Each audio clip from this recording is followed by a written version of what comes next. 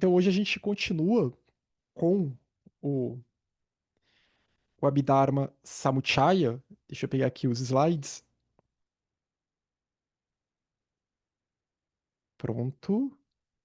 Aqui. Ok.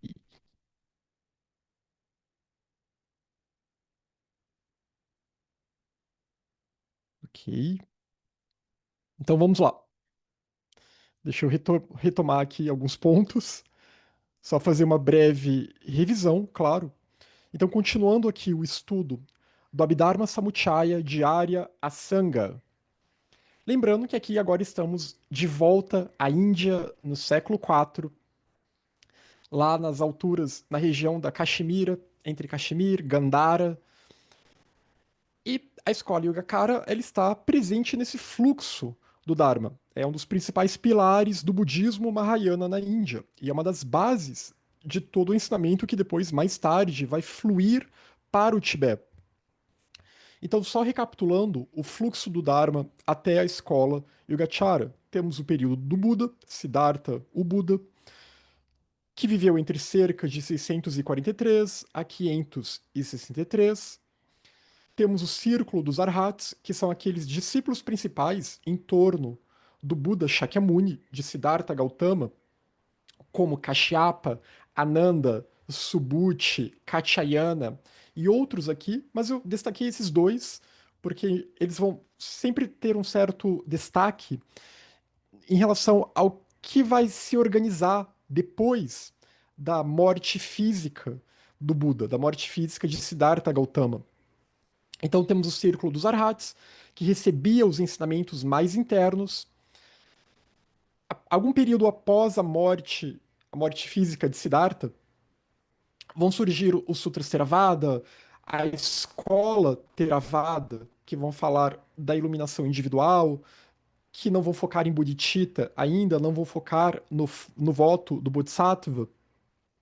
Mas algum tempo depois, cerca de uns 100 anos após a morte de Siddhartha, começam a vir à tona os Sutras Mahayana com a escola Mahasanghika, Mahasangika ou Mahasanghika, a escola da grande Sangha, a escola da grande Assembleia, da Assembleia Universal, da Fraternidade Universal dos Bodhisattvas. E essa escola, então, ela vai trazer à tona esses ensinamentos que teriam sido ensinamentos dados de forma reservada pelo Buda aos seus discípulos mais internos. E havia uma linhagem de discípulos que continuava a receber esses ensinamentos de uma forma mais reservada. E agora era o momento para que esses ensinamentos se tornassem públicos. Então, a partir daí, a gente começa a ver uma ênfase em Bodhicitta, no voto do Bodhisattva. Começam a aparecer nomes que não apareciam antes, como Maitreya, por exemplo. E a ideia, então, de que haverá um Buda após Siddhartha Gautama, né, de que não terminou com ele, haverá um Buda provavelmente após Maitreya também, esse ciclo, ele não, ele não termina enquanto ainda houver humanidade. Mas tudo tem o seu tempo, tudo tem o seu período.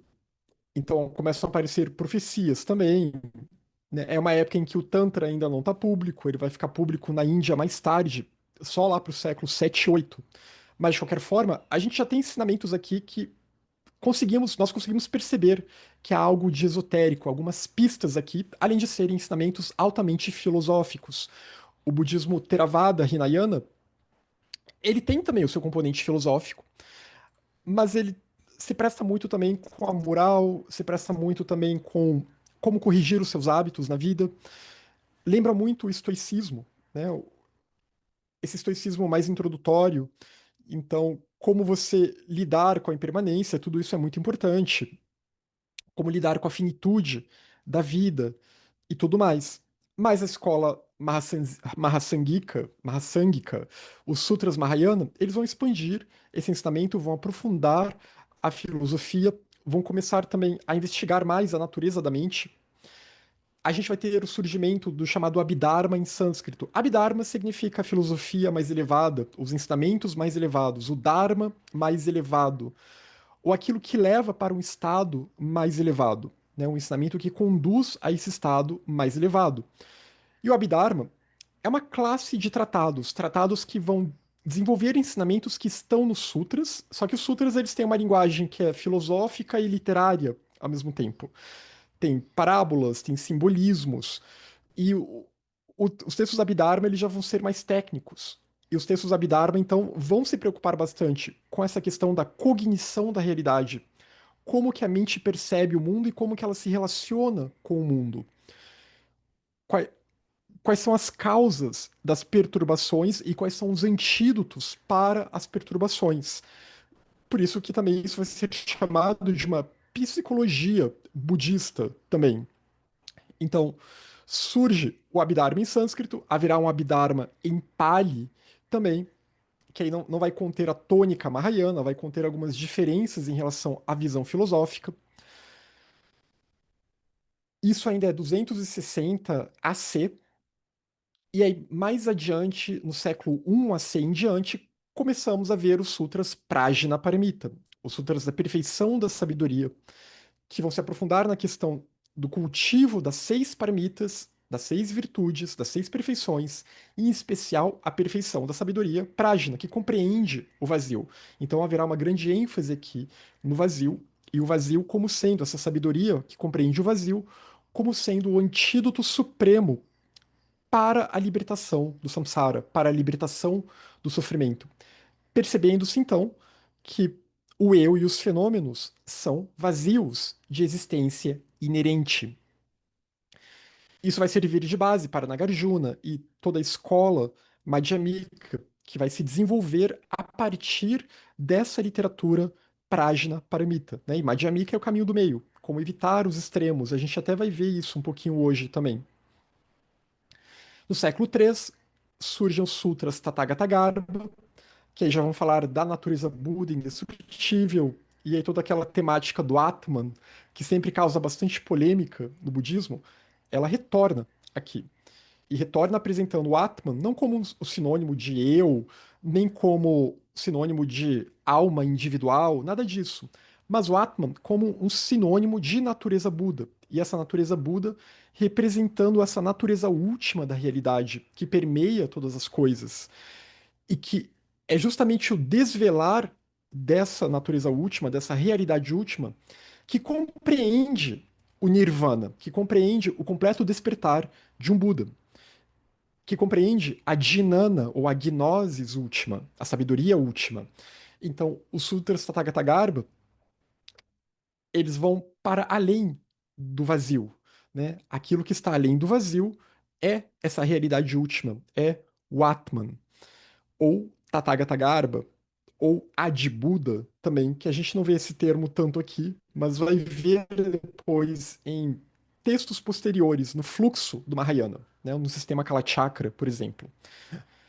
E aí depois temos o Sandhi Sutra, que é um sutra que inclusive em breve será publicado pela editora Garba Lux. A Marina Hernandes, aqui em Brasília, já está no processo de revisão desse texto. É um sutra muito importante, uma das bases aqui da escola Yogacara. É um sutra que bebe muito desse ensinamento do Abhidharma, que trata muito dessas questões do funcionamento da mente, que vai falar em Alaya, Alaya Vijnana, temas que nós já vimos aqui, que são temas que são justamente apresentados e desenvolvidos pela escola Yogacara, a escola dos praticantes da yoga. E yoga aqui no sentido de contemplação, a busca por uma vida contemplativa. E como é possível ter uma vida contemplativa? Do ponto de vista Mahayana, uma vida guiada por bodhicitta, em que a mente está serena e que a mente é permeada por sabedoria. Então, por isso é necessário entender a mente, entender os seus processos, e é necessário então saber transmutar a mente, saber transmutar todo aquele vício ou todas aquelas perturbações em virtude, em harmonia. E aí no século IV, então, nós temos o surgimento da escola Yogacara com a Sangha e o seu núcleo, né? E esse fluxo todo aqui, ele vai passar pela região de Kashmir, né? A Caxemira e a região de Gandhara, digamos assim, vai ser a região mais pública da escola Yogacara ou Yogachara. Então, a escola da prática do yoga surge no século IV com a Sangha e Maitreya, na região de Gandhara, é dito que a Sangha recebeu o ensinamento de Maitreya. Ele era um discípulo de Maitreya.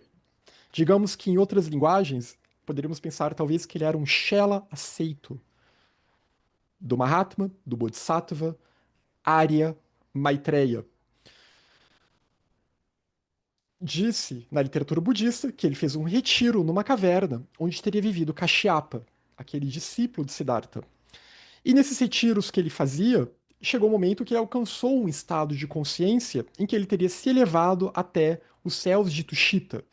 E aí, a partir desse momento houve uma conexão com o Bodhisattva Maitreya. Se foi assim mesmo, talvez não tenha sido dessa forma, talvez essa conexão tenha sido de outra forma. Obviamente nunca é uma conexão mediúnica, o budismo não trabalha com canalização, coisas do tipo, né? Esses Mahatmas, Bodhisattvas, eles sempre ou vão sempre vai haver um contato sutil, que pode ser via intuição, via sonho, ou então atuando fisicamente, né, de forma secreta no mundo.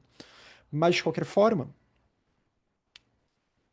a partir desses retiros que ele faz, ele vai trazer à tona os chamados tratados de Maitreya, ensinamentos que ele teria recebido de seu mestre.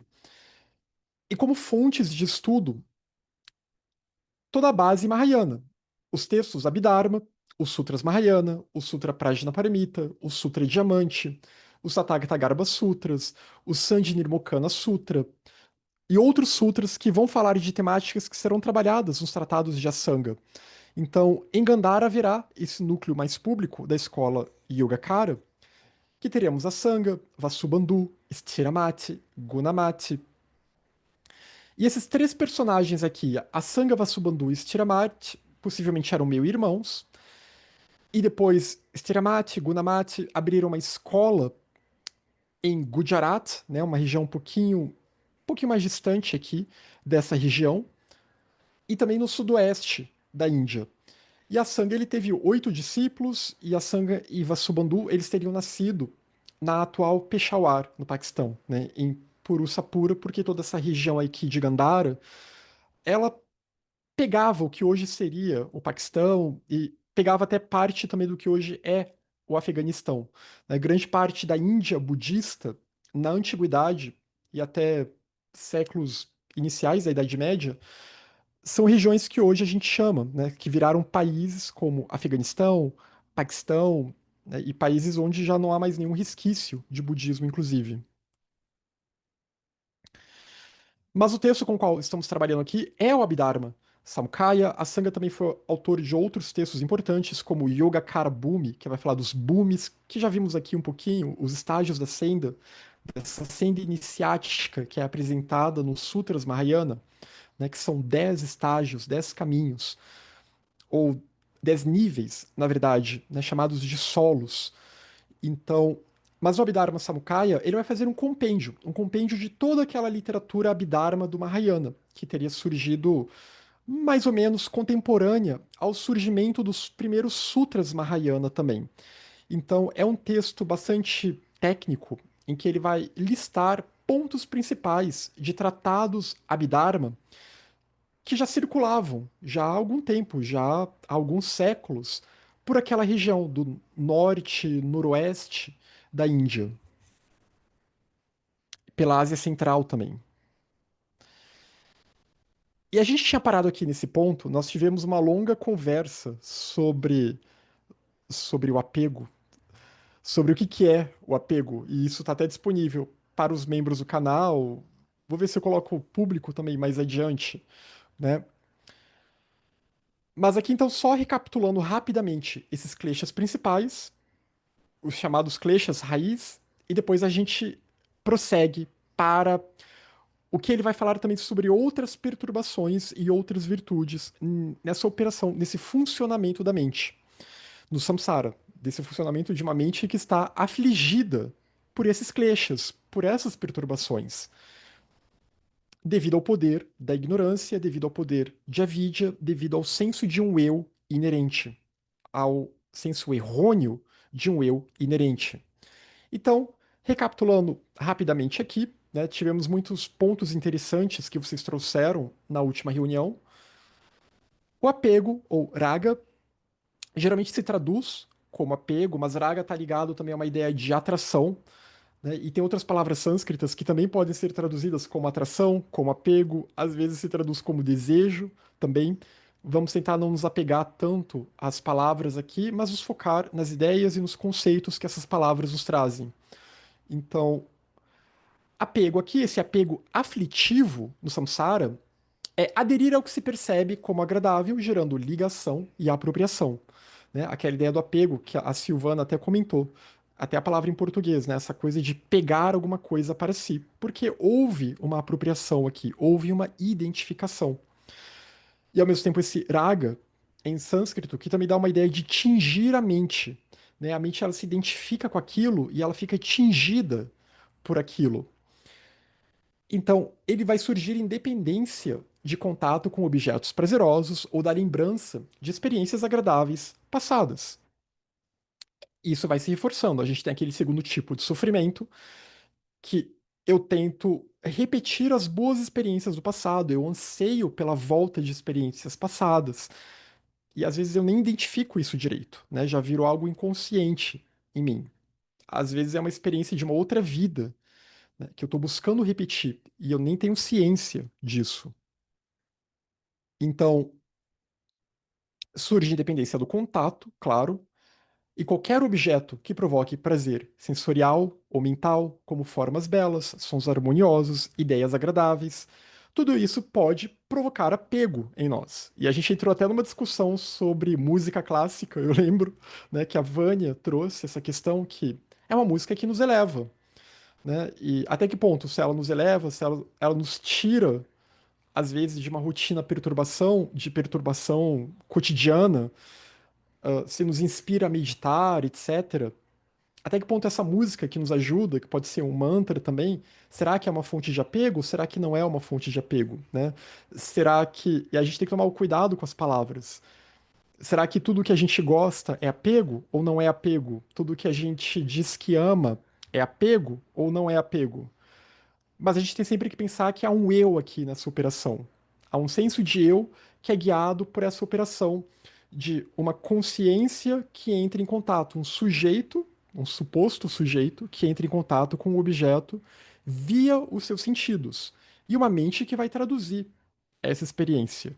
Isso, então, que vai ter algum efeito naquele eu, né? Que pode inspirar aquele eu, inclusive a transcender esse senso de apego, né? A transformar num tipo de sentimento, ou melhor ainda, um estado mental mais elevado. Ou pode virar realmente apenas um apego de eu quero isso para mim, eu me identifico com isso, a minha identidade, meu senso de eu depende disso. E aí vira um vício, vira uma aflição, né?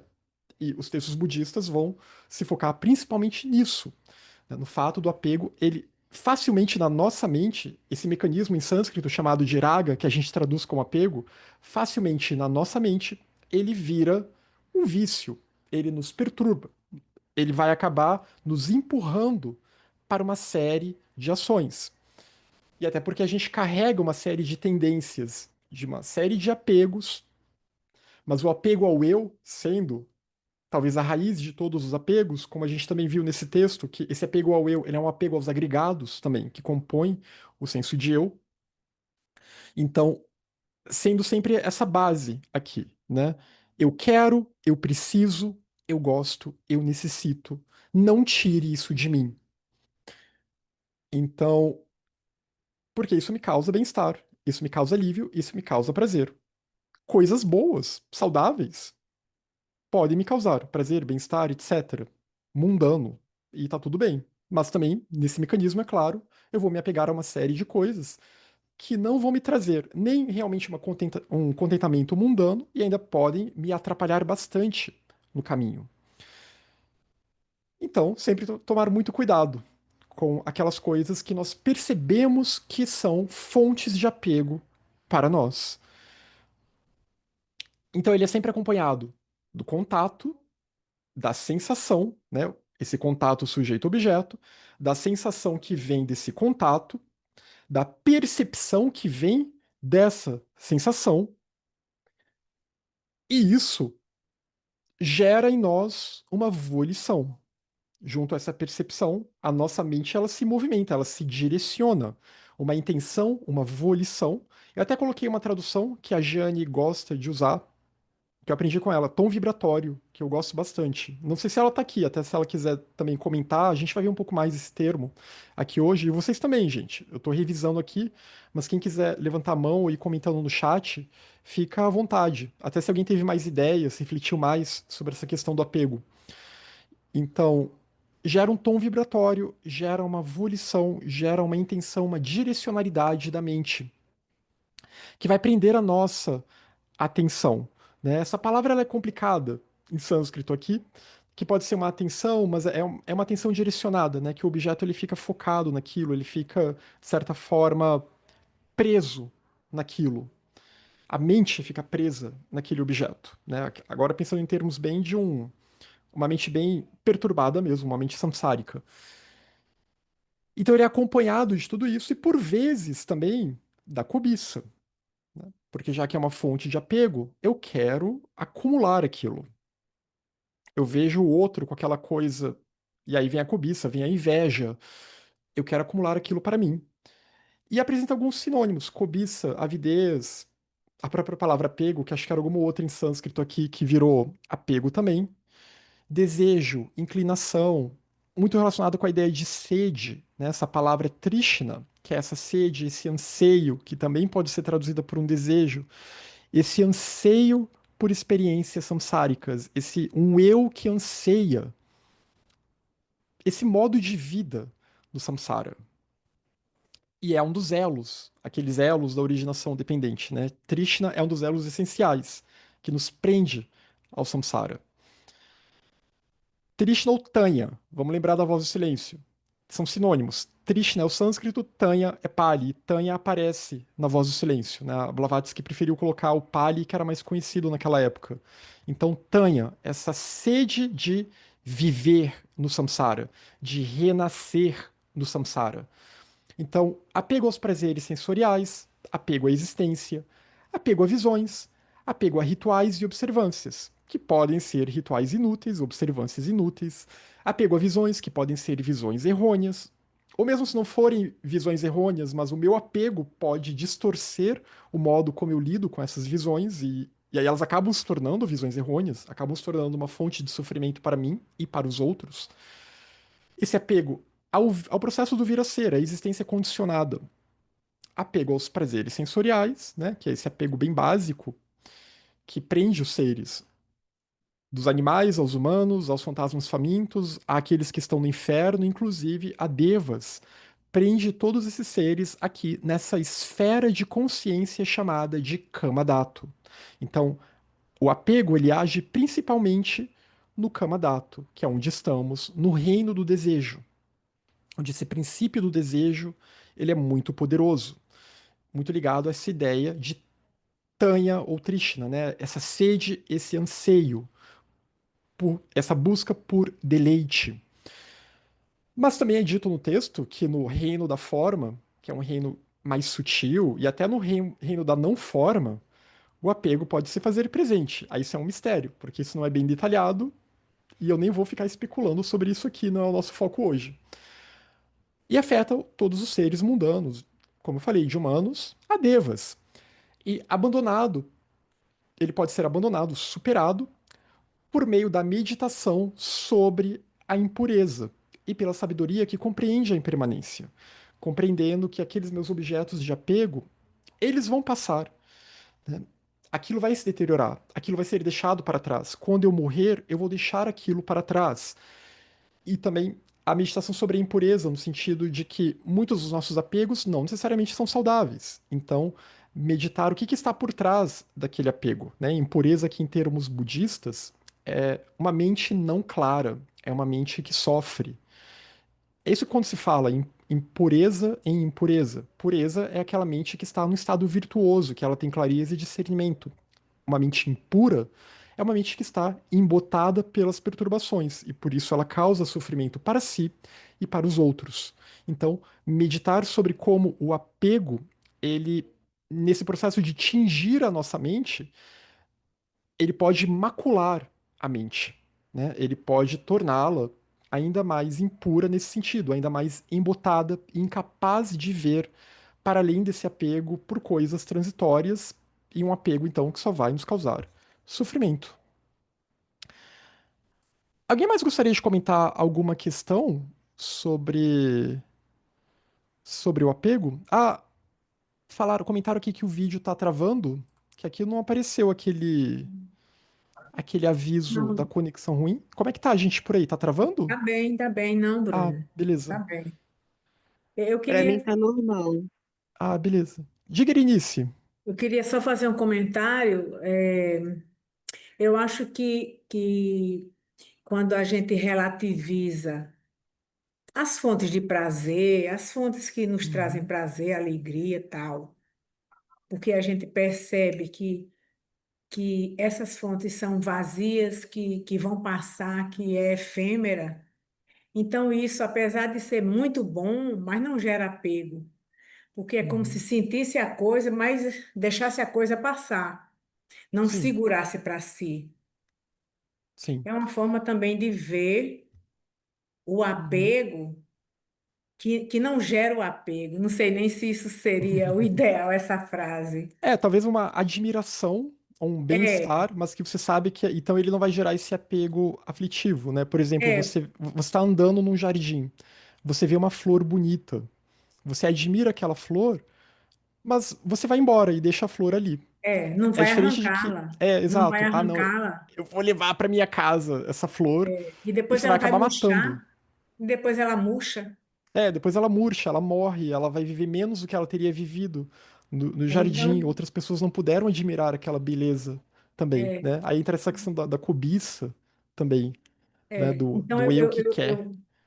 eu vejo assim essa outra forma de apego que é essa admiração e até o próprio gozo em si, de Uhum. fontes de prazer, de alegria, mas que não vai gerar o apego porque usufruiu e soltou. Sim, sim. E uma outra coisa é porque você falou aí, identificação. Eu sinto isso, eu percebo isso muito nas famílias, né? Uma pessoa que entra em defesa dos seus, assim, se identifica e compra uma briga, e isso é até chocante, né, de se ver. Mas isso é comum, né? E às vezes a gente pode até entrar nessa também. Não sei se deu para entender meu Não, deu exemplo. para entender. Deu para entender, sim. Às vezes você se apega tanto a algo ou a pessoas que mesmo se elas cometerem ações que não são defensáveis, você vai defendê-las a todo Vai custo, defender pelo né? apego, né? Não Sim, consegue separar a pessoa daquela ação e discernir se algo é positivo ou negativo e pronto. Isso não tem sim. nada a ver do amor que sente por aquela pessoa, é Uhum. uma coisa à parte, né? Então, isso é muito comum, principalmente entre pessoas de vínculo afetivo, vínculo consanguíneo, né? Isso é bem comum, é sutil, mas é comum. E Então, é a mais ou gente vê menos.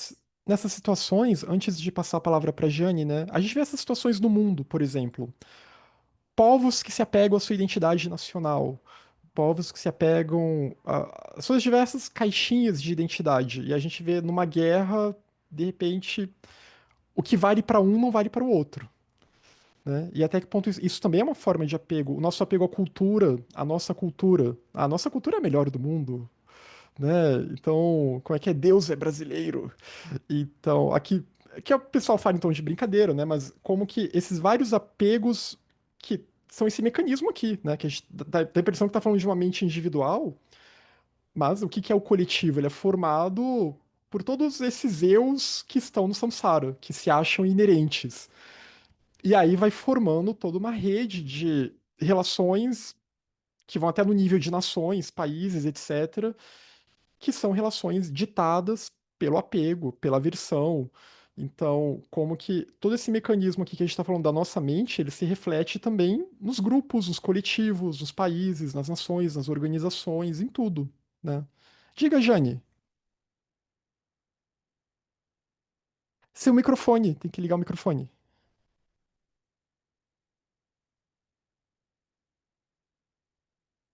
Desculpa. Eu achei muito interessante a colocação da Irenice, porque é muito nessa linha também que frequentemente eu vejo importância em destacar alguns detalhes. E agora há pouco você falou sobre o apego a países, a culturas, etc. É o apego a modelos, né? É aquele É. modelo com o qual eu me sinto confortável. Então, é o modelo da língua, é o modelo de organização, é o modelo de condução, e geralmente é o meu próprio modelo, né? E eu acho que Uhum. é muito sutil o apego na sua condição mais básica. Eu não ouvi você falar, Bruno, mas eu acho que você deve ter dito que o apego, a ira ou a repulsão, né, e que tu não chegou nele, e a vídia são os três básicos, né? Então, É. assim, tem níveis desse apego. Tem o apego óbvio, né? Não te Uhum. apega ao cobertor e deixa o teu irmão dormir com o cobertor. Pronto, é um apego óbvio. Mas aí, quando a Irene chama a atenção que existem apegos que a gente meio que é cultivado de que tem que ser assim, há pessoas Uhum. que nos questionam: como assim tu vai defender aquele outro país se este é o teu país? É que não é uma questão de este contra aquele, mas é uma questão de encontrar o verdadeiro caminho, é permitir a manifestação sem apego a uma forma Uhum. pré-estabelecida, né? É não defender, como a Erenice muito bem colocou, o meu filho, o meu primo, contra um outro. Porque não. Como assim você vai defender a família do vizinho? Tu tem que defender a tua família, mas que minha família? Então, o Bruno coordena aqui um grupo que se diz buscar uma prática mahayana. E a base da prática mahayana é o voto bodhisattva. E o voto Bodhisattva vai dizer buscar a iluminação o mais rápido possível para o benefício de todos os seres, não da minha família, da minha saúde, do meu país, né? Então são pequenas coisas que a gente às vezes não se dá conta, como a gente tem apegos que estão muito mais profundos, né? Que estão ali disfarçados de costume, e a gente não se dá conta que é apego a um costume que às vezes não faz nenhum sentido. Eu acho o budismo sensacional nessas questões. Quando a gente dá essa oportunidade de não tomar as coisas como regras, mas entender o que que aquela coisa pode Uhum. dizer na minha vida, na forma como eu vivo. É muito legal. E como a gente pode pensar, né, em questões, porque muitos textos falam, essa foi uma análise imparcial, mas o que é ser imparcial do ponto de vista budista? É justamente aquela mente que quando ela vai entrar numa meditação analítica, ou ela vai analisar algum ensinamento, ou alguma questão, né, da natureza da mente, alguma questão da própria vida, ela vai tentar justamente, peraí, eu tô olhando isso sob o prisma do apego e da aversão, ou eu estou tentando ir além, transcender esse jogo, né, de atração e repulsão, apego e aversão. Porque enquanto estiver nesse jogo, você não é imparcial. E um bodhisattva, ele é sempre imparcial. Ele nunca é parcial, né? Não pode haver maitri, amor universal, bodhicitta, altruísmo, enquanto houver uma parcialidade, né? E o apego ele gera essa parcialidade porque é essa ligação é o eu se apropriando, né? Aquela ideia, o eu e o meu aqui, né? Eu acho que Bruno, tem um comentário. Diga, Irenice. só para complementar, é que eu esqueci, e eu acho que para a gente ter um termômetro de se tem apego ou não, é pensar assim, algo está muito bacana, tal, mas se eu perder isto, eu vou sofrer. Sim, Então, assim, se a gente não sofrer, perdeu, bom, beleza, a vida segue. Mas se a gente sofrer com aquela perda daquele algo que nos traz algum nível de prazer, de alegria, aí sim, isso é apego. Então, é focar nisso e é, ver que tudo é possível, né? A gente não sabe se ao final dessa noite a gente continua respirando. Então,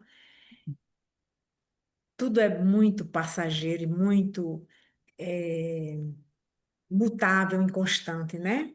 é. É isso. Diga, Jane. Não, eu só ia comentar que o apego implica em exclusão. Se eu É, estou apegada a alguma ideia, a alguma coisa, eu estou excluindo a possibilidade de outros, né? Uhum. Só que a vida é feita de escolhas. A questão é o discernimento, e por isso Viveka vai na base de tudo isso sempre. Discernimento, sabedoria, prajna, para fazer as melhores escolhas. Buscando observar, e aí o Shantideva é brilhante, né? Se você está com apego ou não, como ilustrações que a Irenice agora colocou também. Exatamente. E vamos agora então para a versão Dvesha, né? Que na tradução em inglês ele traduziu como ódio. Eu acho que. Porque também a gente tem outras palavras sânscritas que a gente vai ver que podem ser raiva, ira, ódio. Eu acho que a versão acaba sendo mais geral, porque a versão também ela é uma base do ódio, da ira, da raiva, né? E cai bem com essa dualidade aqui, né? Apego, aversão, atração, repulsão. Então, a aversão, dvesha, que é o rejeitar ou repelir o que se percebe como agradável, gerando hostilidade. Quando aquilo que você quer, de alguma forma, pode ser repelido ou rejeitado, você rejeita aquilo e vai gerar algum tipo de hostilidade, ou interna, ou hostilidade externa também. E surge a partir do contato com objetos dolorosos, com a frustração de desejos, ou com oposição aos próprios interesses, né? Eu quero aquilo para mim, eu mereço aquilo, né? E estão me impedindo de ter aquilo, né? Ou então, ah, aquilo que a gente viu, acho que na reunião retrasada, né? Que é uma das características do samsara, que constantemente somos afastados das coisas que gostamos, ou frequentemente não conseguimos aquilo que buscamos, né? A filosofia budista, ela joga um balde de água fria, às vezes. Aqui no Samsara não tem essa de que eu posso ser o que eu quiser e eu vou conseguir o que eu quiser. E ainda bem, porque às vezes a gente conseguir o que a gente quer, dependendo do que a gente quer, pode ser muito perigoso também para nós. Mas então, aqui é muito quando também isso pode gerar uma consciência do karma. Aí vai depender de como a gente vai lidar com a questão do karma também, porque a pessoa ela pode começar a se achar a injustiçada do universo. E a gente vê muito isso, esse tipo de lamúria, né? Ah, o universo não está me dando nada, eu estou, sei lá, meditando todo dia, estou tentando ser uma pessoa boa, mas continuo não conseguindo as coisas que eu quero. Então a pessoa ainda opera sob uma lógica de um materialismo religioso, né? De um materialismo espiritual. E sob aquela lógica desse apego e da aversão. Então, pessoas, objetos, situações percebidos como nocivos ou indesejáveis, né? Tudo isso está relacionado com o klesha, com a perturbação da aversão. É associado à dureza, à irritação, ao ressentimento, porque o apego ele nos dá muito essa sensação. É acompanhado de sensação desagradável, sensações desagradáveis que vêm para nós, né? Algumas dessas aqui já estão listadas, como o próprio ressentimento, a irritação, mas também pode ter a tristeza, a melancolia e daí por diante. A raiva, a cólera, o ressentimento, aversão, rancor, injúria mental. E também isso pode ser um combustível para o ódio, né? Já tem a raiva e a cólera aqui, um ódio manifesto ou um ódio latente, aquele ódio que tá lá dentro de mim. E ela pode ser momentânea, né? Passei por uma situação ruim, tropecei numa pedra, não gostei daquela pedra, né? Ela foi má comigo porque eu tropecei nela. Mas ok, passei, continuei depois andando. Ou pode ser uma coisa persistente, né? Se a gente está passando por uma circunstância devido ao nosso karma, alguma circunstância de vida que estamos nos sentindo frustrados a todo momento, e aí pode surgir uma frustração que vai virar um ressentimento, que vai virar raiva, que pode se tornar ódio também, né? Aquele ódio direcionado aos outros. A inveja tem a ver com a aversão também. Tem a ver com apego e com aversão, né? todos os kleshas, um tem a ver com o outro, né? Estão todos interligados nesse baita nó samsárico aqui. Ele é ativo em todos os três reinos, mais intenso no Kama Dhatu. Aí, de novo, é um mistério. Como que há algum tipo de aversão sutilíssima? A gente pode pensar, talvez nem tanto na palavra aversão, mas na palavra repulsão, né? No reino da forma e no reino sem forma. Isso já é um mistério sobre o qual não vou especular aqui. Mas o Kamadato, no reino do desejo, é muito fácil pensar na ideia da aversão, né? Se estamos no reino do desejo, se o desejo dita as regras, obviamente, quando os desejos são frustrados, a gente não gosta, a gente fica ressentido, a gente se incomoda e a gente tem um medo também que está ligado à aversão, né? Que é aquela perspectiva de que talvez isso que eu busco eu não vou conseguir, ou isso que eu tenho vai ser tirado de mim. Então, o medo, a paranoia, esse estado de você viver sempre nessa sensação de que você está em constante ameaça, que você acha que tem um alvo em você, né? Que o mundo todo está te ameaçando e você tem que estar contra o mundo, né? Isso aqui é o mecanismo da aversão surgindo em você. Isso vai virar, em algum momento, esse medo, ele vai virar ódio em algum momento, né? Ele é um caminho para o ódio aqui, ou para a raiva, e para atitudes que podem não ser muito salutares, como a violência, por exemplo. E ele é prevalente nos reinos inferiores, ele vai dizer. Então aqui ele está falando que, principalmente no inferno, nos infernos, ele é muito prevalente porque a gente vê aquelas descrições dos estados infernais, né? Que a pessoa está em constante sofrimento. Então, o klesha da aversão ele vai se fortalecendo ali, ele é muito presente ali.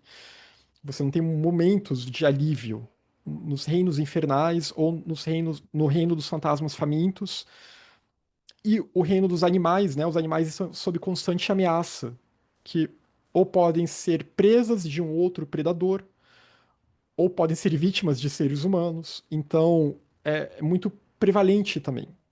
Mas o Asanga vai dizer que afeta todos os seres não libertos. Não se libertou do samsara, então isso aqui vai te afetar. Né? E aí, como a gente estava falando sobre o apego, a aversão ela pode ser aquela aversão bem óbvia, alguém está me ameaçando fisicamente, né, e eu tenho que me desfazer daquela ameaça, ou pode ser uma versão bem sutil mesmo, né, um incômodo sutil que eu tenho com alguém, aquela invejinha que eu tenho de alguém, aqueles ciúmes que eu tenho de alguém, A- aquelas coisas bem sutis que vão surgindo na nossa mente, que às vezes nem sempre a gente identifica como sendo um produto da aversão que está ali, né? Uma raiva sutil que tem ali. Então, como que a aversão ela vai se tornando, e ela é muito perigosa, porque ela vai catalogando os outros como um inimigo em potencial. E ele pode ser abandonado, pode ser superado pelo cultivo da compaixão karuna, né? Se compadecer com todos os seres. E karuna aqui é um termo bem técnico que a gente traduz como compaixão geralmente, mas é bem aquele sentido de entender que todos os seres buscam a felicidade e todos os seres não querem sofrer. Eles buscam evitar o sofrimento. Então, tentar entender que estamos todos no mesmo barco. E nessa busca, devido ao poder dos kleshas, as pessoas vão gerando mais sofrimento para si mesmas, né? Na busca por felicidade, só que como é um eu que quer ser feliz, ele acaba causando sofrimento aos outros e a si mesmo em contrapartida também. Então, a compaixão karuna, que vai diminuir o poder desse eu e vai olhar mais para os outros seres, ela ajuda a abandonar essa aversão, né? A você ter um olhar e não se sentir ameaçado, percebendo que aquela pessoa que você teme, ela está sofrendo tanto quanto você. Ela também está presa na roda do samsara. Ela também está perambulando pelo samsara. E aí tem aquelas meditações, né? Às vezes até tentar meditar que vai que ela foi sua mãe numa vida passada, ou vai que ela vai ser sua mãe numa vida futura. Então é bom resolver as coisas agora, para não ter tantos problemas da vida futura, com essa futura mãe aí. Então, essas meditações, né, toda essa linguagem simbólica para ajudar a cultivar a compaixão e o amor, né? O amor esse amor impessoal, esse amor incondicional, que é Maitri, que também muitas vezes vocês verão traduzido como uma bondade amorosa, uma disposição amorosa para com todos os seres. Isso também vai diminuindo o poder de ameaça dos outros, né? Vai apaziguando um pouco o clima. Algum comentário sobre o Klesha da versão?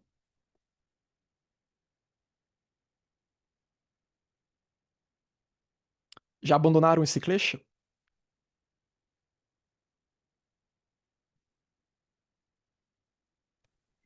É porque acho que Bruno, ele é como se fossem dois extremos que eles se É, unem, né? O apego e a é, aversão. Então, falar de aversão é falar de um apego. É é. de um apego que é como se aquele apego não fosse mais possível ser vivido, aí gera a aversão de algum modo. Mais ou menos isso na minha cabeça. Sim, são duas faces da mesma moeda, né? A gente pode pensar. É, e o cultivo, de fato, o cultivo em Karuna e Maitre são os antídotos exatamente para não gerar apego ou aversão, né? É. Porque a E gente outros também, né? Aqui foi uma coisa sintética, mas mas assim, equanimidade, outros aí ah, também. mas nesse sentido, quando a gente compreende que a vida é una e que todos têm a natureza Buda em si, então é possível trabalhar essa compaixão, nem que seja em algum nívelzinho Sim. pequeno, e aí a aversão talvez vá afrouxando, o apego afrouxando, enfim. Eu tenho aversão a discutir esse klesha. Eu acho interessante, Bruno, que quando esse texto vai ampliar mais essa discussão, ele vai mostrar outras expressões de Uhum. dvecha, de aversão, de ira, Sim, ódio, qualquer uma das traduções. E elas vão, por exemplo, citar maledicência, sim. elas vão citar, agora estou esquecendo a palavra em português, desconsideração para com o outro. Não Uhum. perceber que o outro está sofrendo, ter aversão de ter que olhar para o sofrimento do outro, Uhum. sabe? É muito sutil essa É, aversão. A gente muitas vezes, e eu acho que isso é normal, eu não estou julgando ninguém, estou julgando a mim. A gente foge de certas circunstâncias porque dá uma coisa aquilo. Então, como disse a Erenice, é um apego ao contrário, né? Exatamente, são os polos do que o budismo vai enfatizar muito, que é a importância da equanimidade. Nem ter apego e nem ter aversão, manter-se equânime, né? E isso é bem mais profundo quando a gente começa a... É indiferença, sim, Alice, de certa forma. Aquela indiferença que é justificada por um não é comigo. Eu tenho uma aversão a ver, participar, perceber, e como é delicado isso. Perceber o sofrimento do outro é extremamente desejável e necessário para que a gente se coloque no reto caminho. Mas dizem que os grandes seres, eles percebem o sofrimento, mas não se envolvem com o sofrimento, não se desesperam no sofrimento, né? Porque quando você cai junto, você não consegue ajudar o outro, né? Então, manter essa equanimidade e ajudar, até porque é o papel de cada um, você não pode fazer pelo outro, mas perceber essas sutis manifestações da aversão, inclusive a aversão a nós mesmos, que também é um problema. Você se odeia, você não gosta da sua vida. Não, é aversão também. Então, essas sutilezas acho muito interessante. é muito interessante, eu fiquei pensando também nessa questão, né, do apego e aversão, e aí entra o medo, né, o medo de perder aquilo ao que eu me apego. Então, por isso que a morte é um assunto difícil também, né? Ou uma doença grave, às vezes tem uma pessoa com uma doença grave e aí de repente outras pessoas se afastam daquela pessoa, porque tem um medo de contaminação, não que seja uma doença contagiosa, mas ou uma situação ruim pela qual aquela pessoa está passando, você tem um medo de passar por aquilo também, né? E perder talvez um bom momento ao qual você está apegado. E aí você vai se afastando e muito nesse contexto. Ah, agora eu não consigo lidar com isso, ou é muito pesado. E achei justamente isso que a Jane está comentando, né? Porque a pessoa acha que para lidar com isso, para ajudar o outro, ela teria que cair junto, ela teria também que se desesperar, teria que sentir necessariamente aquele mesmo sofrimento. E não, uma atitude, pelo que eu entendo, Mahayana, vai ser essa atitude de equanimidade e de compaixão em que você não se afeta por aquilo, né? Não é porque você não tem esse medo, você não tá caindo nesse jogo de se eu for me envolver com essa situação, eu vou acabar me enrolando com ela também, e aí o problema vai sobrar pra mim, né? A Silvana colocou no chat uma questão interessante. Deixa eu ver aqui. Essa energia do Klesha, aversão, deve ser suprimida ou transmutada? A diferença nisso é uma questão interessante, né? Do ponto de vista Lojong, a gente pode falar em transmutação, talvez, aqui. Porque o que é o apego e a aversão? É uma distorção provocada pela ignorância. Se a gente transmuta a nossa mente, tira o foco do eu e transforma no foco nos outros, que é o que o Shantideva vai falar no Guia do Estilo de Vida do Bodhisattva, e depois toda a literatura Lojong, que nós estudamos aqui ano passado, que a escola Kadampa vai enfatizar muito, a escola Gelugpa, toda essa literatura vai enfatizar muito isso. Então, como que eu torno a minha mente mais funcional para ela ser útil para os outros seres? Tem que ter uma mudança de perspectiva aqui, que é mais uma transmutação. Não é exatamente gerar uma aversão à aversão. Não é aversão eu vou te destruir. Não vem a aversão na minha mente. Mas é compreender, porque também para isso, para que haja essa transmutação, é claro que é importante cultivar a compaixão, meditar sobre a compaixão, mas aí tem que ter o discernimento e a sabedoria. Se não tiver essa união de compaixão com sabedoria, aí não dá pra fazer essa transmutação. Aí a compaixão ela pode ficar meio descompensada mesmo, penso eu. É bom a gente lembrar que a energia em Silvana, por que que você não fala aqui junto?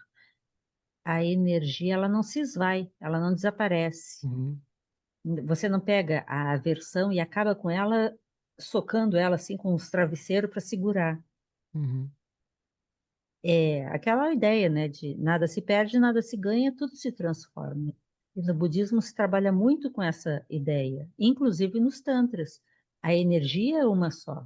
Como você vai usá-la, para onde você vai focar essa energia, de que forma você vai alimentar essa energia, porque ela é necessária, ela é a nossa vida em ação, é que vai fazer a diferença. Então, eu acho que essa ideia de trabalhar com a compaixão, como tu falaste, né? A compaixão, Maitri, desenvolvendo as virtudes, né? É a forma de você ver reduzir-se os kleshas contaminantes, né? Como, por sim, exemplo, a raiva, o apego, como disse a Irenice, na verdade são dois lados da mesma moeda, né? Você tem apego porque você não quer outras coisas, você tem aversão porque você não queria estar com essa, tu queria estar com o outro lado sim. da moeda. Muito interessante. O E que budismo é tudo muito vem, lógico. é muito lógico, né? E tudo vem da ignorância. Então, porque um bodhisattva, ele não vai ter aversão nesse sentido aqui. Mas um bodhisattva não vai tolerar a perturbação do samsara. Tolerar aqui no sentido de que ele não vai se deixar afetar por aquilo. Ele já está além daquilo, né? Então ele já rompeu com aquele estado. E ao mesmo tempo ele não vai ter apego a pessoas específicas, mas ele vai ter um compromisso, vai ter uma compaixão para com todos os seres, né? Esse amor impessoal. Então talvez a gente possa pensar também até que ponto, não sei se agora vai ser uma coisa mais gnóstica ou até platônica, mas até que ponto esse apego e aversão também, eles não são de certa forma a sombra, o reflexo invertido de virtudes que devido ao poder da ignorância, são qualidades latentes em nós, mas que devido ao poder da ignorância, como a gente se identificou com o eu, essas qualidades em nós elas se desviaram, elas se inverteram.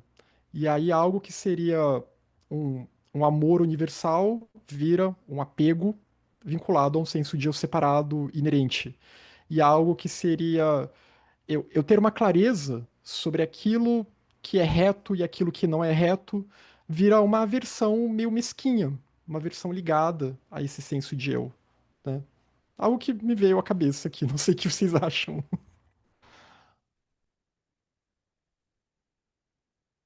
Porque eu sei que eu acho, a Laia fala muito isso, né? Na linguagem gnóstica, a Jane também comenta isso, né? Como que muitos daqueles arcontes que representam vícios, que têm ligação com os planetas, também é uma virtude escondida ali, quando a pessoa se purifica, quando ela está no processo de ascensão. Então, há, há sempre essa natureza dual das coisas nesse mundo da manifestação. Mas agora que nós superamos a aversão, compreendemos com a luz de Prajna e superamos a aversão, agora a gente vai ter que superar o orgulho. É o próximo passo, a próxima fase aqui. E orgulho é essa palavra mana, né? Essa palavra sânscrita. Então, o orgulho aqui ele vai ser descrito como a exaltação do eu em relação aos outros, medindo-se como superior, igual ou inferior, né? Você se colocar como superior a determinadas pessoas, esse aqui eu tô igual a ele, mas aqueles ali são inferiores, são piores do que eu. Aquele ali pode ser melhor do que eu, mas aqueles ali estão muito piores. Mas sempre com referência a um eu, né? É sempre esse foco em si mesmado. E surge do apego à identidade e da comparação com outros. Então, é sempre nessa identidade que você fica comparando, e aí entra muito o senso de competição também, né? Com os outros, a gente pode pensar. E qualquer qualidade, posse ou realização usada como base para comparação, né? Então, tal pessoa fez mais coisa do que eu, tal pessoa vendeu mais livros do que eu, tal pessoa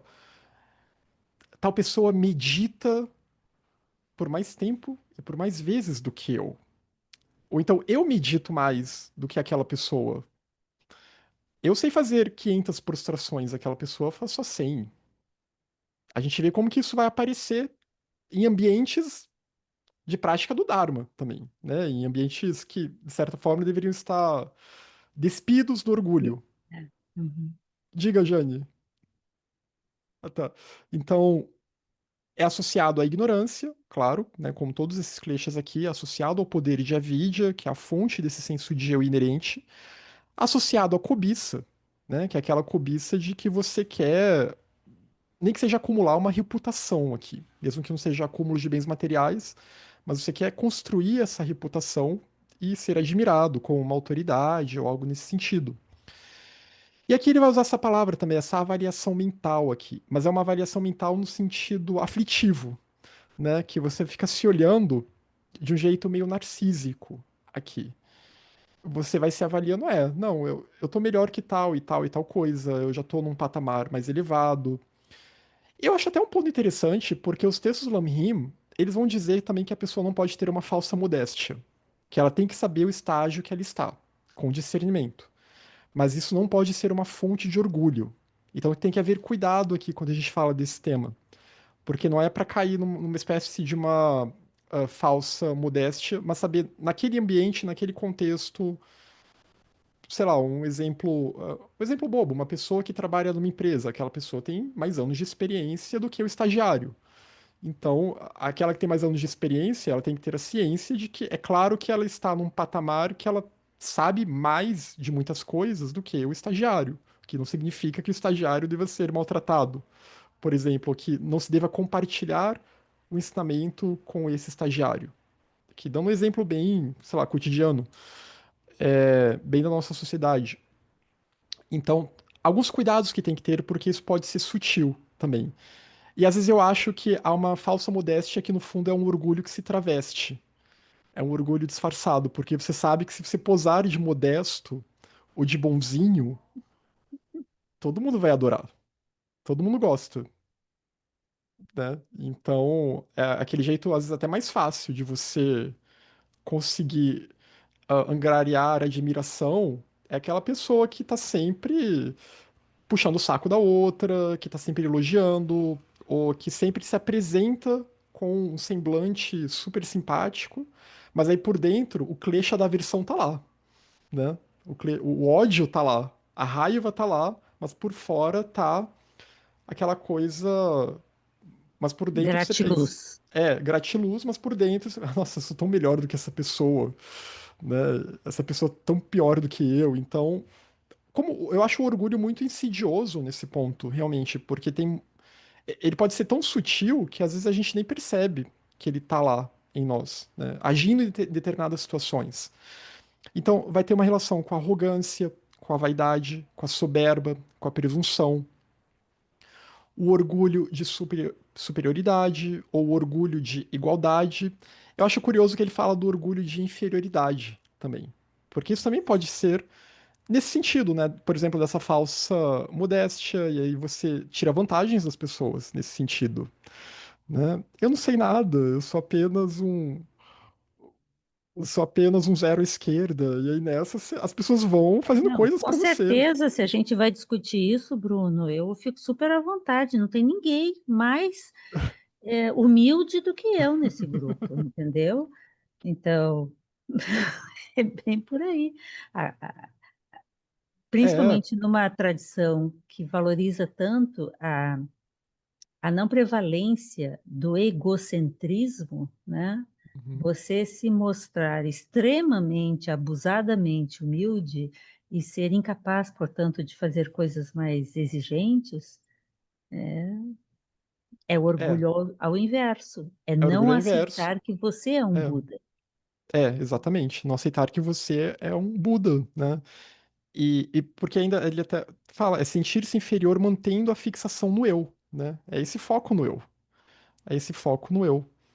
E surge em todos os reinos condicionados, né? Tá no samsara, o orgulho está ali, então. E hoje em dia eu vejo, é um tema polêmico, mas eu vejo muitas pessoas acusando as outras, né? Não, você é mais orgulhoso, você só pensa em si, você não tem empatia. Na internet eu vejo isso, as pessoas se atacando muito com esse tipo de linguagem. E ninguém olha pra si, percebe que na verdade isso tá dentro de si também. E afeta principalmente seres humanos e devas, mas não poupa os outros reinos, né? Porque o ser humano, ele tem muita margem para ter orgulho. A vida humana era uma vida que não é tão horrível quanto uma vida no inferno, não é tão complicada e sofrida quanto a vida animal. Aqui falando da média dos seres humanos. Então o orgulho ele consegue s- achar um campo fértil ali, né? E se fala dos devas também. Aqui, classes de devas que habitam o reino do desejo, que também tem esse orgulho porque são esses seres sutis, reluzentes, de puro deleite, que olham para baixo e pensam, não, eu realmente estou melhor do que aqueles ali lá embaixo, né? Eu sou o único Deus e não há outro além de mim. Ah, não, essa é outra tradição. Essa é do Yaldabaoth. É. Mas a gente Mara, né? E Mara ele é descrito como um deva, como parte de uma classe de devas na literatura dos sutras Mahayana. Ele encapsula muito esse poder do orgulho, e quando ele vai tentar o Buda, ele tenta tentar o Buda também muito por essa base do orgulho, né? Mas você é o Buda, que você está perdendo tempo se preocupando com esses seres inferiores aqui e tal. E o Buda, obviamente, não dá ouvidos para isso.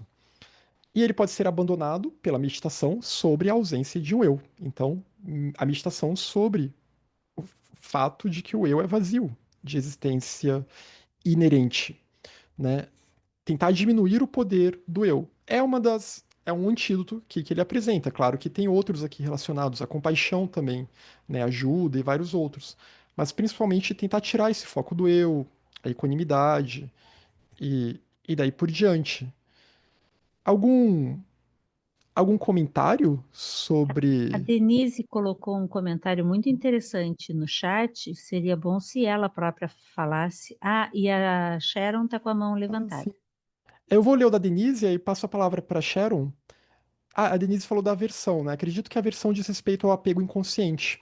É bem interessante. É uma vez que remete a projeções, né? Temos aversão ao outro, a alguma coisa, porque temos esse objeto ou qualidade aversivos em nós, né? E projetamos no outro. Assim configuraremos o apego aos nossos agregados que substanciam o nosso samsara individual.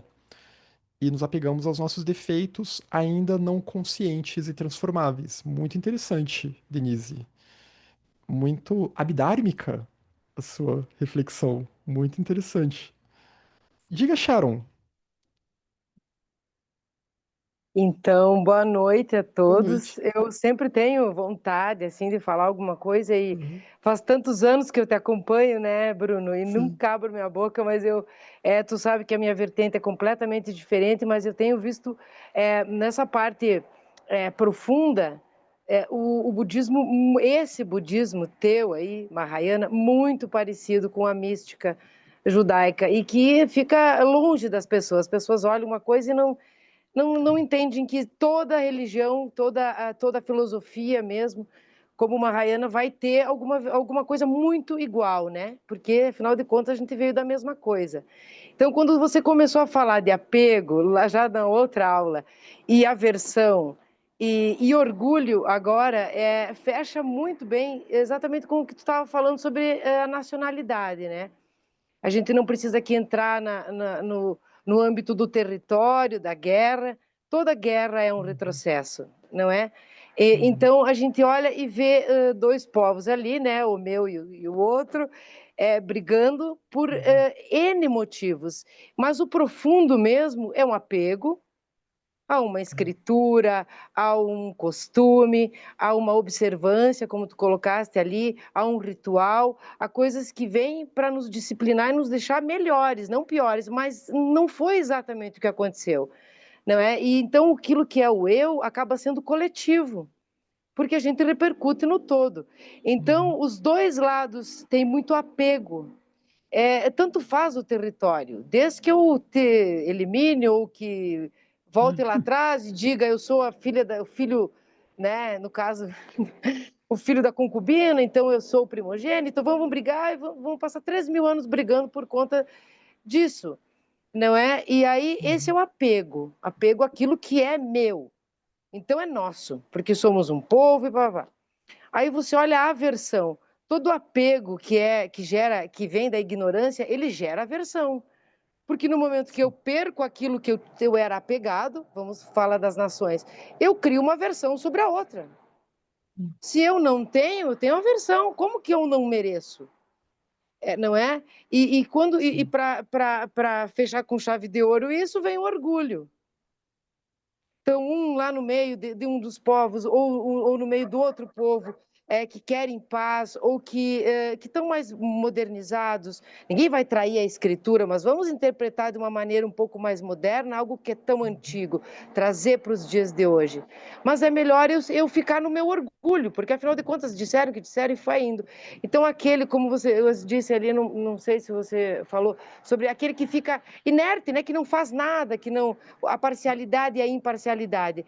Acaba deixando você mais um corroborando uma guerra de nacionalidade, né? E também quando você falou de modéstia, é muito, com todo respeito, que é muito judaico isso. A modéstia, uma obrigação que a gente tem dentro da minha religião é que se você tem um conhecimento, você tem uma obrigação esotérica de compartilhar. Mas você precisa saber onde compartilhar. E a gente nunca sabe com quem está falando. Às vezes está falando com uma pessoa, pronto, tá achando que eu sei mais que o outro. Às vezes você sabe mesmo. Então, medir essas coisas, tirar a gente do orgulho, não ser vitimista, e não ter aversão pelo outro, e muito menos apego por aquilo que você mesmo acredita, são três coisas assim que me tocaram muito profundamente nesse momento, não Uhum. é? Então eu quis falar, que fiquei com um pouco de vergonha, que meu coração ficou batendo um pouco, mas enfim, eu estou muito feliz com as aulas do budismo, acho que só me engrandecem, e a gente sabe que também não faz parte nem da minha religião e muito menos da minha crença a pessoa, né, de Jesus, a pessoa dele, mas a gente sabe que isso vem do judaísmo, a gente não pode falar tudo para todo mundo. Então existem grupos e grupos, né? As grandes assembleias e as pequenas. Então eu me senti à vontade aqui de ter falado. Desculpa que me demorei aqui, porque se me deixar dar o microfone, a Silvana sabe que eu fico falando. Muito obrigada pela oportunidade.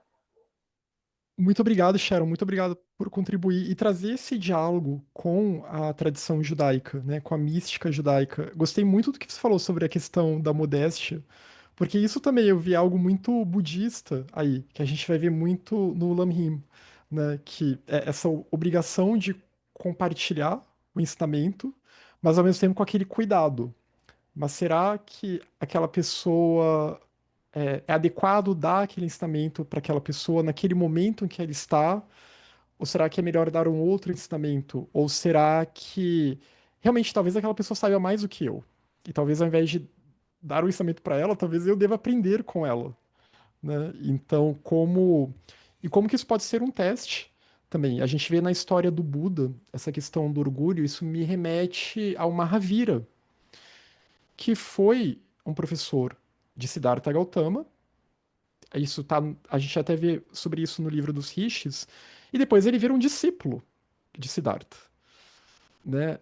E será que todo professor está disposto, tem superou o orgulho a ponto de estar disposto de pensar que vai chegar um ponto que talvez o discípulo o supere, né? O aluno, o discípulo, será que todo guru, todo instrutor, todo professor, ele tem essa clareza de que talvez o que seja bom compartilhar, até para que esse discípulo possa ainda superá-lo, né? Possa ir ainda além do que ele já foi, né? E é um teste do orgulho, porque também pode ser aquela pessoa que só quer guardar o conhecimento para si, e ela vai, às vezes, até quando o discípulo já está pronto, ela vai tentar esconder o jogo para ficar sempre naquela relação de, de dependência. Eu acho que tem algo sobre isso, Jane. Eu estava lembrando do livro do Tiago. Eu acho que tem algo que Jesus fala aí sobre isso. Não sei se é no Apocalipse ou no Apócrifo de Tiago. Uma hora que ele aparece, acho que para o Tiago, não sei. E ele fala: tente seguir esse ensinamento e tente ir além do que eu fui. Tem uma passagem assim, Ah, eu né? acho que é no segundo Apocalipse do Tiago, É, sim. Tem é, algo nesse tom. Ele diz, você está preparado, né? Ele dá a entender assim, você é. está preparado, vai, tente ultrapassar a minha própria condição. Ele fala isso para Madalena também, num diálogo do Uhum, Henri e Sofia, dizendo que ela é capaz de ultrapassar. E parece que diz assim que você poderá ser maior que eu nesse é, sentido. é. Exatamente, em vários ali. Então aí a Mas gente vê, né, alguém que superou realmente o orgulho. eu não consegui prestar muita atenção nessa parte final que você falou, Bruno, porque eu lembrei que eu tenho bastante dificuldade, eu confesso, de Uhum. lidar com o meu ex-ambiente de trabalho e o teu ambiente de trabalho, porque o que a gente vê acontecer disso, de não vou deixar os meus ridículos estudantes ultrapassarem o tamanho do meu nome. Pois é. Sim, sim, a gente vê, né? E eu É tava uma coisa que pensando eu tenho nisso também. dificuldade de lidar. Eu tenho É, dificuldade, eu confesso. a gente tava pensando, eu tava pensando nisso também, né? Como que tem ambientes e ambientes. E alguns ambientes que seriam para compartilhar conhecimentos, né? Ainda que conhecimentos mundanos, o orgulho às vezes fica muito forte ali, né? Mas infelizmente a gente vê também em ambientes espirituais, em grupos, etc., né? Em mosteiros também. Então, como que realmente o orgulho, ele é essa coisa muito insidiosa, né? Por isso que superar esse senso de eu, o apego ao eu, porque com o apego ao eu tem uma aversão ao outro, né? Uhum. Afinal, eu sou mais do que o outro. como superar esse jogo para que haja uma verdadeira humildade, né? E não uma falsa humildade. E agora, então, superamos o orgulho, né? Somos incríveis, superamos o orgulho. Agora chegou a hora de superar a ignorância, né? Agora é libertação. Não, ainda tem as visões errôneas, que aqui na lista ele coloca depois. Então, aqui ele vai ser bem sucinto, né, nesse trecho, mas a gente vai ver mais sobre a ignorância mais adiante. A vidya, né, que é um termo que a gente vê bastante nos nossos estudos, claro, é a fonte do samsara, é a causa da segunda nobre verdade, né, a origem do sofrimento, do aprisionamento, essa ignorância sobre o que é o eu, esse erro cognitivo que atribui um senso de eu separado, um senso de eu inerente em nós e também projeta esse mesmo senso de separatividade em todas as coisas, em todos os seres. Então, aqui ele vai prestar como essa ignorância é não conhecer corretamente as quatro nobres verdades. Porque quem conhece as quatro nobres verdades alcançou a sabedoria. Porque, no fundo, todo o Dharma está contido nas quatro nobres verdades. Ela tem vários níveis de compreensão, né? Mas a dukkha, ao sofrimento, que é essa condição samsárica, o sofrimento tem uma causa, que é a vidya, é a ignorância, ou muitas vezes vai se falar que é o desejo, mas que vem dessa ignorância. O desejo atrelado ao senso de eu, né? Um produto da ignorância. Mas é possível cessar o sofrimento. Há uma cessação do sofrimento que vem a partir da sabedoria, e isso vai variar. Os sutras Tathagata Garbha vão falar que a terceira nobre verdade é a natureza Buda, porque é a natureza Buda que elimina o sofrimento. Quando se percebe a natureza Buda, quando ela desperta, né? Na linguagem desses sutras, quando se percebe o Atman, que está presente em tudo. E aí já superou o eu. Mas para que haja essa cessação, é necessária a quarta nobre verdade, que é a senda. A senda que leva para a cessação, que pode ser sintetizada no nobre caminho óctuplo, que nós veremos também de novo mais adiante nesse texto, mas que é toda a senda, todos os ensinamentos do Dharma, tudo a ser praticado, a ser cultivado, as parmitas, e daí por diante. Então, o que é esse conhecer corretamente as quatro nobres verdades? É o conhecer corretamente o Dharma, é o conhecer corretamente a realidade. Talvez corretamente nem seja a palavra correta aqui. É o reto conhecimento, a reta cognição, né? A palavra sânscrita pramana pode funcionar aqui, talvez. Mas essa reta cognição acerca da realidade ou essa reta compreensão no seu sentido mais profundo, que é o primeiro ponto do nobre caminho óctuplo, né? A reta compreensão, a reta visão. Então, e assim você conhecerá a realidade dos fenômenos e conhecerá a lei da causalidade, porque para conhecer um tem que conhecer o outro. Todo mundo fenomênico ele surge mediante essa lei da causalidade, mediante a lei do karma.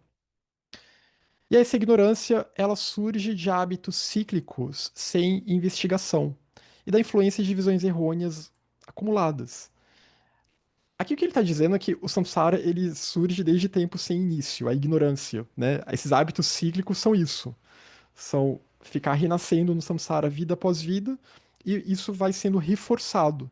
E aí a gente tem uma série de visões errôneas acumuladas que vão de alguma forma ser antagônicas à libertação do samsara, que vão contribuir para o nosso aprisionamento. A ignorância também pode ser considerada em termos de você tomar a totalidade dos fenômenos de uma forma equivocada. Aqui eu nem devia ter colocado agora, eu coloquei a palavra Dharma aqui, com esse D minúsculo, mas não é ensinamento aqui. Aqui é no sentido de fenômeno mesmo. Né? São os fenômenos que ocorrem, e fenômeno em termos budistas é tudo aquilo com o qual o eu se relaciona. Principalmente essa relação que ocorre dentro da nossa mente, com as coisas externas, né? Como que a gente projeta toda uma realidade sobre essas coisas externas. Porque a Yogacara ela está muito preocupada com isso, né? Como que a gente corrige esses nossos mecanismos mentais para que a gente pare de ver apenas a projeção, mas veja realmente a natureza última daquilo que está externo a nós e interno também em nós. Então, e acompanha todos os outros kleshas como a raiz ou suporte, né? A vidya é a raiz de todos os outros kleshas, é o primeiro elo da originação dependente daqueles 12 elos, e também ela é associada a uma palavra que vocês já devem ter visto aqui ou lendo livros budistas, que é a palavra delusão. É um neologismo em português, às vezes traduzido como ilusão, mas é porque delusão é aquele sentido que não é uma ilusão física, uma ilusão de ótica, mas é uma delusão no sentido de que a minha mente ela tá confusa e ela tá com umas ideias meio erradas aí. Ela tá meio delirante. A delusão é isso, é esse modo de confusão. É uma cegueira mental, né? Essa palavra morra, essa palavra em sânscrito, que na literatura budista ela é representada por um porco que fica tomando banho na lama e ele tá todo feliz com aquilo, porque o nosso eu ele é esse porco, né? Fica lá naquela lama do samsara e tá achando aquilo ótimo, tá achando que aquele modo de vida é um modo de vida adequado que vai trazer, vai trazer algum tipo de satisfação no final, mas ele fica sempre nesse jogo. Tem uma satisfação passageira, aí vem o sofrimento e fica nesse ciclo. Obscurecimento mental também, a gente pode dizer, né? Obscurecimento, torpor mental é uma ignorância inata e também é adventícia. Ela é inata porque a gente já nasceu com ela, né? Desde tempo sem início, se estamos no samsara, essa ignorância está em nós. Mas ela também pode ser adquirida em diferentes níveis, né? Ela pode ser reforçada. Cada vida que a gente tem samsárica, ela vai sendo reforçada. Isso que já é uma ignorância inata em nós, né? Que está obstruindo a luz da natureza Buda.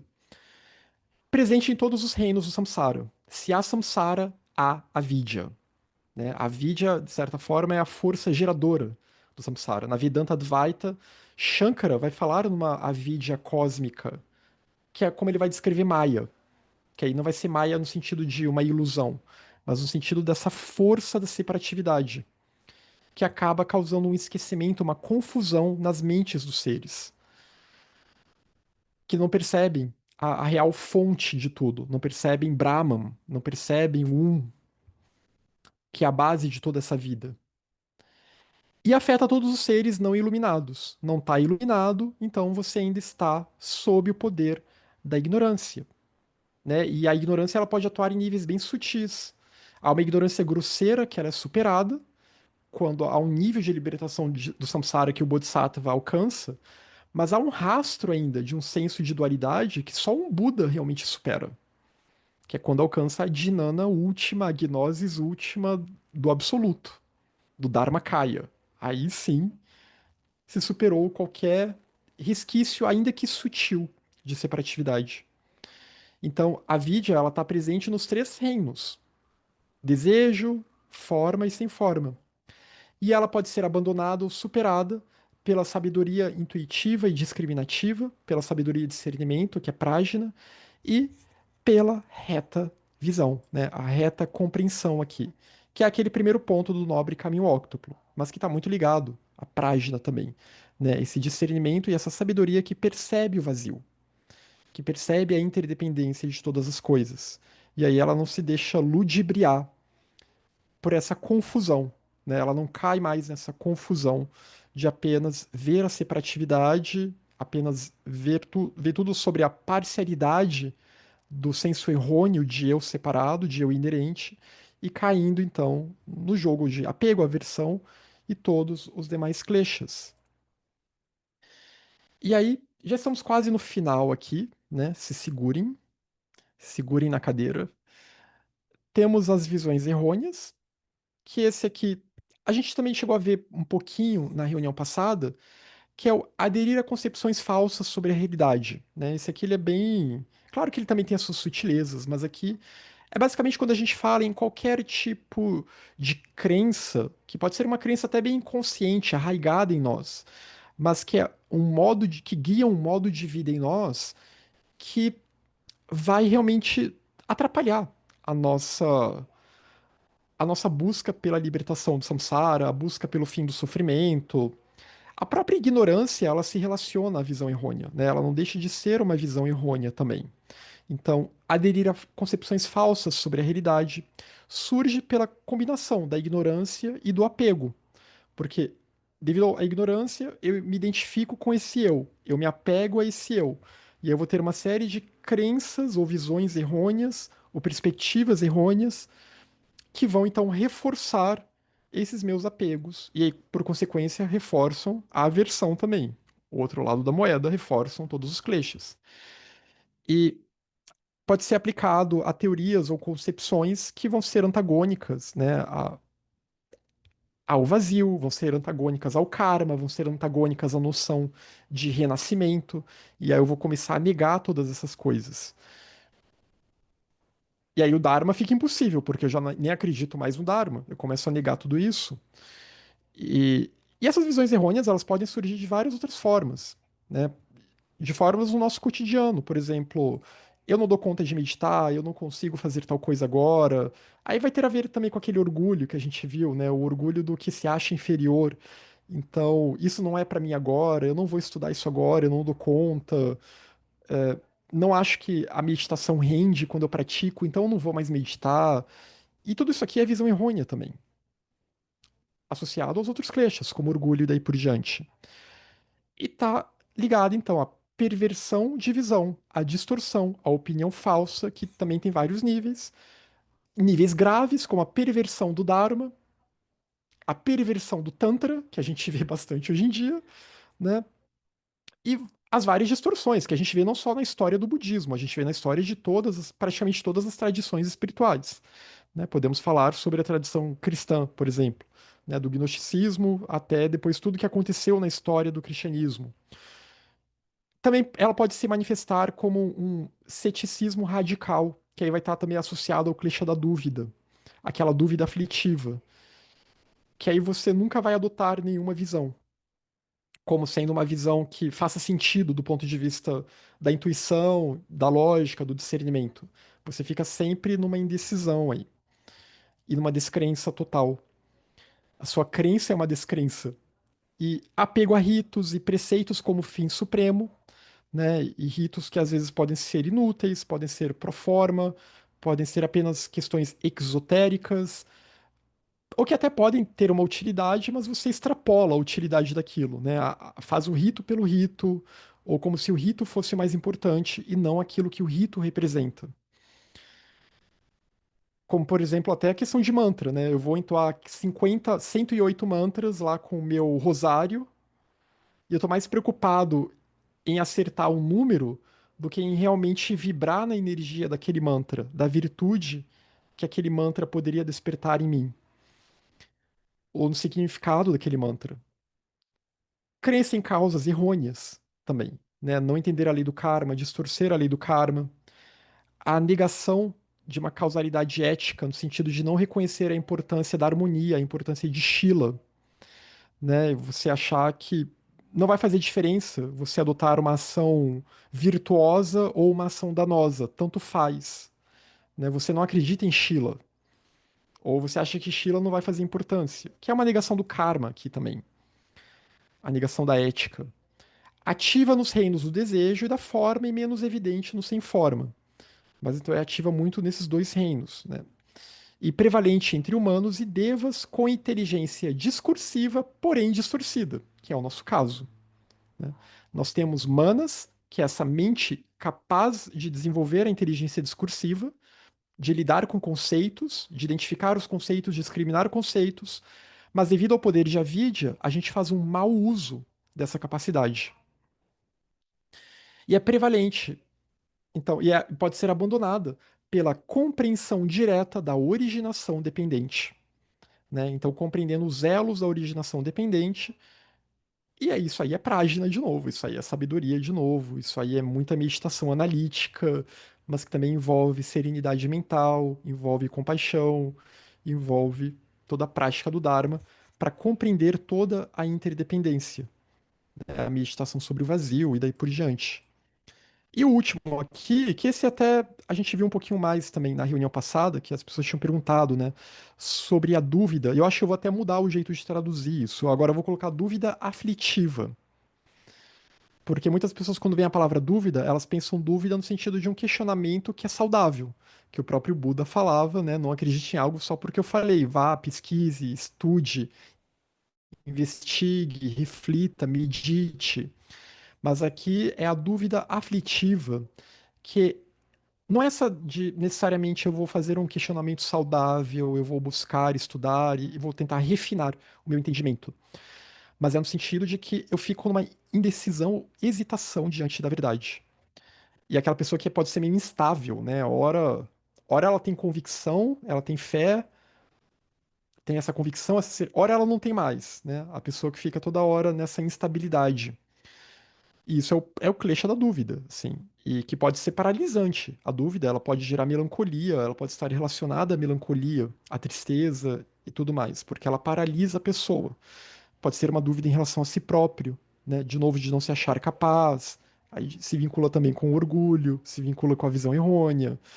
De novo, né? Todos os kleshas aqui são vinculados uns aos outros.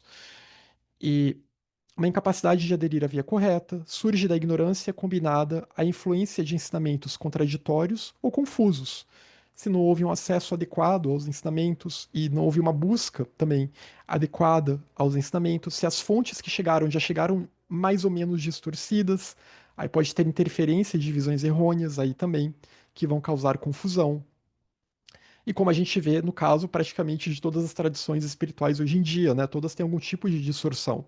Como a gente estava conversando, como a Sharon trouxe para nós também, né? Como muitas tradições originalmente não diziam determinada coisa, mas alguns grupos, algumas pessoas vão interpretar de um determinado jeito, e de um jeito que pode ser até danoso.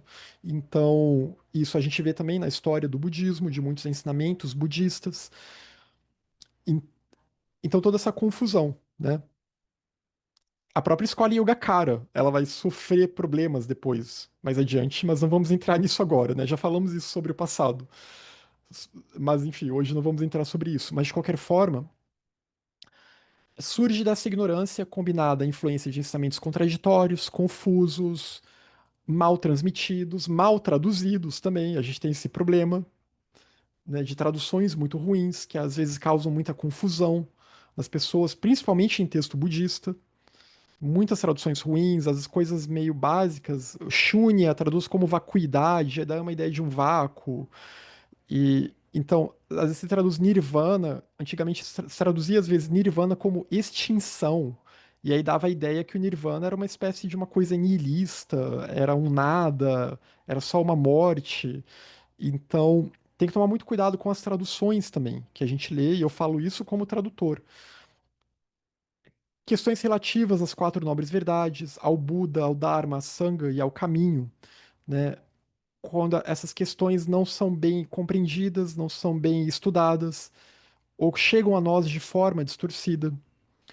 E também a dúvida ela é associada à inércia mental, né? E a inércia tem a ver aqui com a energia da letargia, da preguiça, e essa oscilação que eu tinha falado entre a aceitação e a rejeição. Às vezes a mente está apática e a mente está embotada, então eu não consigo refletir muito bem.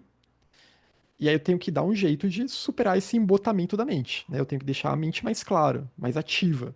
E a gente deixa, na verdade, é por mais estudo, mais meditação, tentando serenar a mente, né? Não se deixando levar pela ansiedade. A ansiedade também pode desempenhar um papel ruim aqui.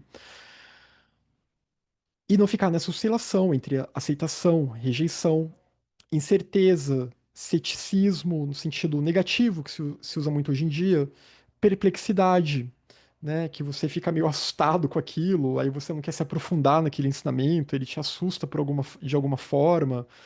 O próprio tema do vazio, né? Às vezes assusta as pessoas, dá umas ideias erradas para elas, porque elas não se aprofundaram, não tiveram acesso a materiais adequados. Dúvidas em relação ao mestre, ao guru, ao professor do Dharma, no sentido de que talvez você não esteja aprendendo o suficiente com aquela pessoa, talvez você comece a se questionar se aquele ensinamento realmente te toca ou não te toca. dúvida em relação ao ensinamento nesse sentido, dúvida em relação à prática, de achar que a prática não funciona, né? Que eu tô meditando, meditando, meditando e a minha vida não muda, e aí fica nessa frustração, porque olha tudo de um jeito imediatista também, né? A nossa mente aqui ela é muito imediatista, e isso tem a ver com apego também. A dúvida em relação aos resultados, né? Os resultados não chegam, os resultados que o eu almeja, que o eu quer, não chegam. E aí a pessoa fica em dúvida, ainda nessa lógica transacional, nessa lógica materialista, presente em qualquer reino condicionado, né? Então, em qualquer reino condicionado, esse klesha ele pode se fazer presente em níveis mais sutis e em níveis bem poderosos também. E surge em qualquer tipo de ser dotado de cognição, né? Qualquer ser que é dotado da cognição, que tem esse potencial da mente de refletir, de pensar, de identificar, de sentir, mesmo que não seja exatamente da forma humana, mas de outras formas, ele pode ser afligido pela dúvida. E ela é abandonada, ela é superada pela convicção, porque a dúvida ela é uma falta de convicção, né? Falta de fé, como se traduz, eu prefiro a palavra convicção, né? Uma convicção firme, que é Shraddha, essa palavra sânscrita. Então, essa convicção firme no Dharma, no caminho, nas suas possibilidades, né? Em si mesmo, nos seus compromissos, no que você almeja. E pela reta investigação, e investigando, estudando, refletindo, meditando. E assim pode-se superar a dúvida. Mas é claro que poderá haver momentos aí de dúvida no caminho, de testes, etc. Mas aí é uma questão de mostrar, né, o quão, o quanto de tenacidade, de perseverança você tem. Víria, a reta energia e a paciência, Kshanti, são muito importantes para a superação da dúvida. E então, aí isso aqui vai ficar para a próxima reunião, né? Eu acabei estourando aqui um pouquinho o tempo, porque na verdade a gente já tinha voltado para slides que a gente viu na reunião passada, só que a conversa sobre o apego foi bem legal, mas acabou sendo a conversa principal na reunião passada. Então hoje eu queria passar um pouquinho mais por esses outros kleshas também. A dúvida a gente já tinha colocado um pouco, e eu acho que agora eu vou começar a traduzir como dúvida aflitiva mesmo, para as pessoas não acharem que o budismo está dizendo não questionem. Não é isso que o budismo está dizendo. Não é isso mesmo, né? Questionem sempre, busquem sempre, estudem sempre. Diga, Jane. É porque eu acho esse klesha... Tá aberto? Tá. Eu acho Uhum, esse klesha tão complexo. sim, Por causa disso que você falou. Dúvida não no sentido de não questionar. Mas observem, por que que será que Siddhartha coloca como primeiro passo no óctuplo caminho essa reta visão, reta percepção, reta compreensão? Em último estágio, na minha opinião, é saber conhecer o que é a realidade última. Com sim. isso, você não tem dúvida. O problema é que eu não posso falar pelos demais, mas eu estou muito longe disso. Então, a dúvida é algo natural. Mas Sim. por que eu gosto muito na Yogacara a ênfase que eles dão de você tem que ter confiança, você tem que ter orgulho de ser um Buda, que não é o orgulho orgulhoso, que é essa Sim. convicção, essa certeza interior de que você está fazendo o seu possível, né? E aí tentando não se enganar e tudo mais, eu acho tão importante o primeiro passo para que você tenha menos dúvida, Uhum, porque essa aqui é cruel. Esse klesha é é, cruel, não é um klesha que você luta contra, que você traz a qualidade para vencer esse klesha, me parece, é a compreensão profunda, que não é é, só decorar livro, é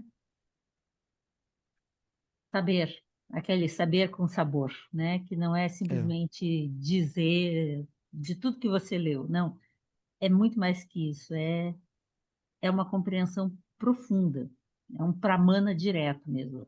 É. Acho muito complexo esse. É muito complexo, porque e realmente ele é um klesha que derruba a gente. E às vezes ele derruba quando a gente não estava esperando.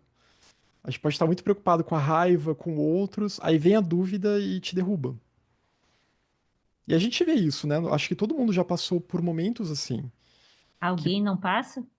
pois é, que estava indo muito bem às vezes, até estabelecendo uma rotina de meditação, de estudo, mas às vezes acontece alguma coisa na vida, ou às vezes vem de dentro mesmo, né? A dúvida vem e aí você perde, vai perdendo aquela energia, né? Ela vai tirando a sua víria.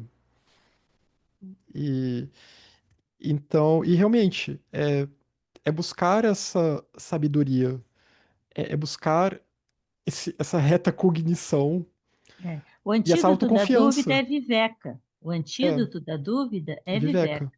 A viveca Sim. não é uma coisa assim, Não, ó, não é. Se fosse simples, a gente não estaria no samsara. É o discernimento. Se a gente tivesse um discernimento perfeito, um reto discernimento já, ninguém estaria mais no samsara.